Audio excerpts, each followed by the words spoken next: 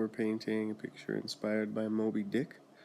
The title of the painting is Moby Dick Redux, Gone Fishing.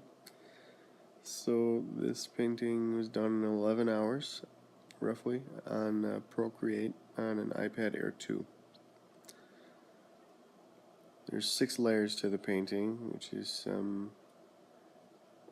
this is, the maximum resolution. This is not the maximum resolution that you can do in ProCreate, but this is the resolution that I could go for with the 6 layers that I wanted. So right now I'm just blocking in the basic shapes that I want and different layers in different parts of the canvas, and kind of trying to get an idea of the general colors, but not really very focused on that right now. It can be kind of depressing in the beginning when you're making the basic shapes to remind yourself later when you're ready to do the fine details what shapes you want in particular areas of the canvas, because as you can see it looks like sort of something a first grader would paint, but just you have to remember this is the early stages of the painting, and that's part of the fun of painting something for say 10 or 11 or 12 hours or something, or even longer, is that you really get to see the transformation of something that looks super crappy into nothing into something that's really beautiful. So yeah, the layers are, well, the background color of the canvas is light blue. The first layer on top of that is the clouds in the sky, and then we have the mountains and the dark hills in the background. That's a layer. There's a layer for the foreground hill and beach, and then there's a layer for the water, and finally a layer for the ship and the whale.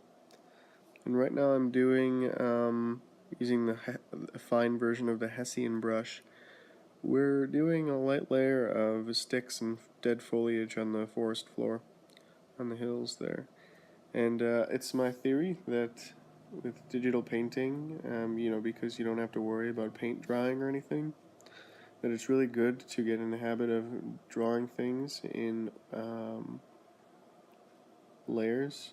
So even though, say, only 1% of this forest floor may be visible by the time that I'm done, it will be worth it because I didn't spend a lot of time on that layer of detail, but it's pretty comprehensive, and it will, in the places that it needs to, it will sort of shine through and give an element of realism. And then on top of that, I also used a larger version of the Hessian brush again, but this time I changed the brush settings to not scatter, so they all face the same direction, and that was for the dark tree trunks in the forest. And then on top of that, I'm doing 2 different colors of the Fury ink brush for the foliage on the trees.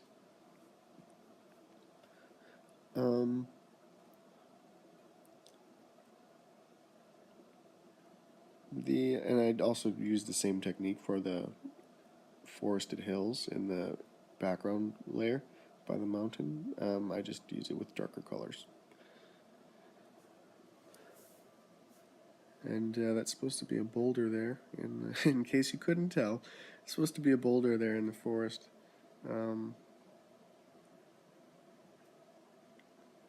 Yeah, so the idea of this painting is that that ship is, in the sky, like a whaling ship or a whaling vessel, but just a flying one, that was hunting for whales, like, say, Moby Dick, sperm whale. Other than the brushes, I guess, that I used in the forest there, the main brushes that I used for this whole painting were the Nico Rule brush, the shader brush, and then I used a really soft airbrush at a really low opacity to do like sunlight hitting various objects and things in the painting at different sizes. And later on I also kind of experimented with some strange brushes, like I think there was one called Disco or something like that. It was in the retro set of brushes. It makes little circles, but if you make the brush small enough it will only make one circle, or maybe it will at any size. I don't know, it makes one circle if you tap it. but it has sort of a, it's like a perfect circle, but with color or a value variation to make it look like there's some depth to that circle. So I used that in various places. And I used a couple different strange brushes, but the main ones were the shader, Nico Rule, and the airbrush. Um, so to get an idea for the whale's anatomy, yeah, right now I forgot his flipper, but that comes later. I had to look online at photos of sperm whales because I read Moby Dick, but I just wanted to make sure for the painting. And now I'm getting started on the proportions of the ship so that it doesn't look as much like a blimp. And at that time I realized, I wasn't done with the landscape in the background. And I thought maybe the mountain looked too flat. The mountains looked too flat to, just cut out type things. So I decided to make something in the foreground, and I changed my mind. Instead of doing these rocks that you see here, I decided to do a cliff with a forest edge on it, and I think that turned out really well. And I used kind of a similar layer, or a similar, not layer, a similar tool technique to get this forest done, except instead of the Hessian brush, I just used a twig brush there with a dark airbrush in the background of the forest, and then the same Fury ink brush for the trees, and then the airbrush, the light yellow, low opacity soft airbrush for the sunlight hitting the trees. And yeah, so now I decide that pink is really wrong in the shape, and this is supposed to be like sort of the access door or hatch or panel, is like an opening in the bottom of the ship where these chains and the net is come down through to get the whale, and presumably they pull the whale up through this hatch, and right there is sort of that light blue or green.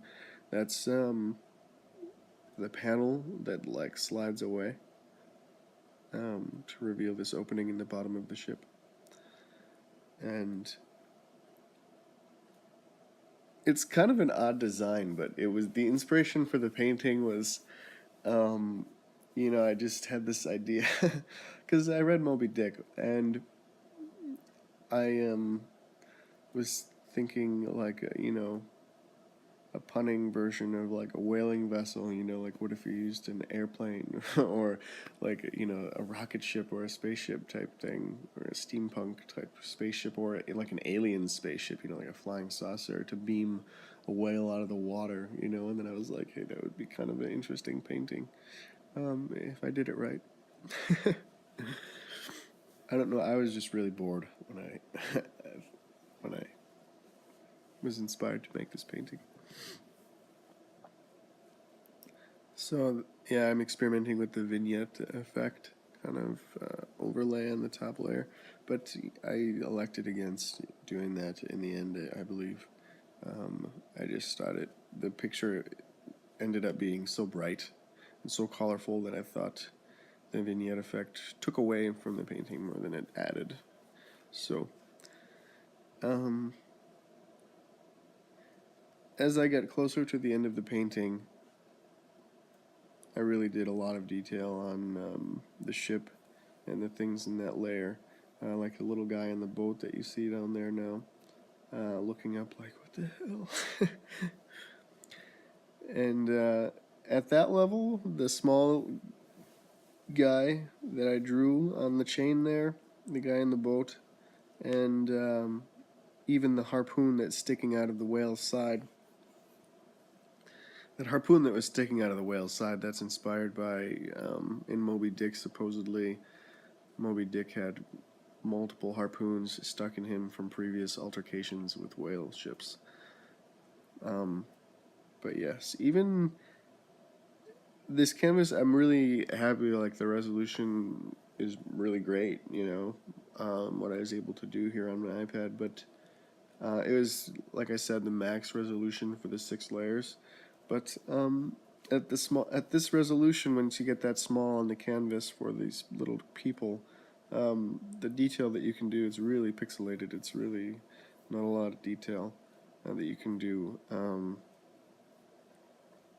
And I'm sure a better artist than me could really take advantage of even those tiny pixels, but I just kind of lose patience with the pixelated, you know.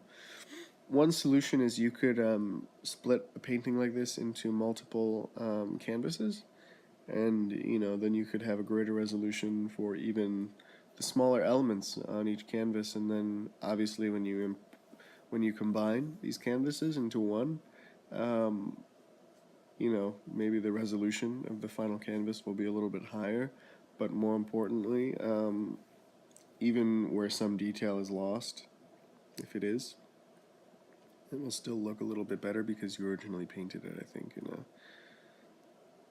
larger resolution. But that's not what I did here. My goal was 12 hours, and I completed it in about 11 because I just felt it was finished then. I keep track of the hours that I paint a painting in the Numbers app in a spreadsheet on my iPad.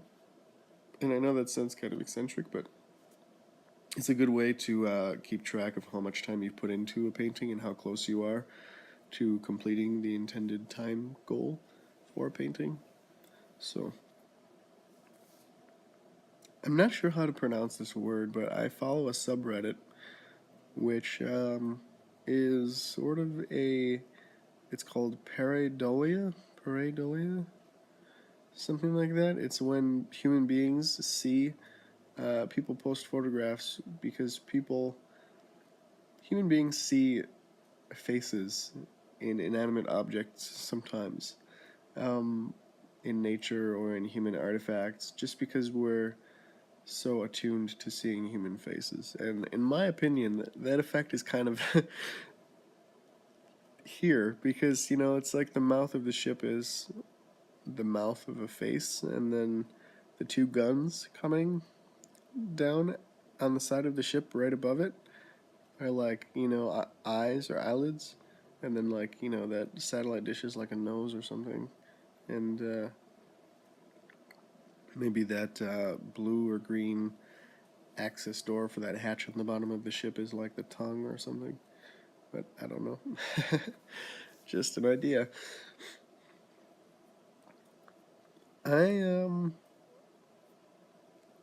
like I said, towards the end of this painting, I ended up practicing a lot, I guess, with really fine size brushes, really small, to get the detail.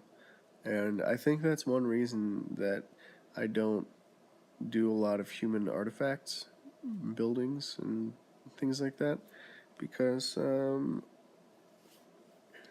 requires a lot of fine detail that you can't just kind of. It's a little bit harder to give the illusion with just existing brushes or whatever. You kind of have to do it manually, I guess. And I don't know. I guess I feel I still do better with landscapes, but.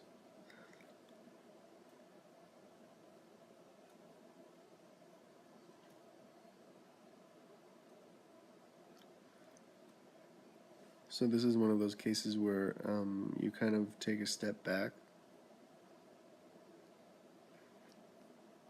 after you paint something and you realize the perspective is off. I go back and I fix the roof there, that little thing. So I'm just going to tell you now before it comes to a speedy end, and I can still explain it to you. Once we get closer to the end of the painting, at the very end, I'm messing with the layer settings. So what I do is I duplicate the entire canvas in ProCreate, and then I go to the duplicate, and I combine all of the layers, and then I duplicate that one master layer. And the reason why I do this is because Well, it's over now, but the reason why I do this is because I don't want to mess up my original painting with all the different layers. And then, I alter and then once I duplicate the master layer, I just alter the layer settings on that. So, okay, it's over now, so I will see you later. Thanks for watching.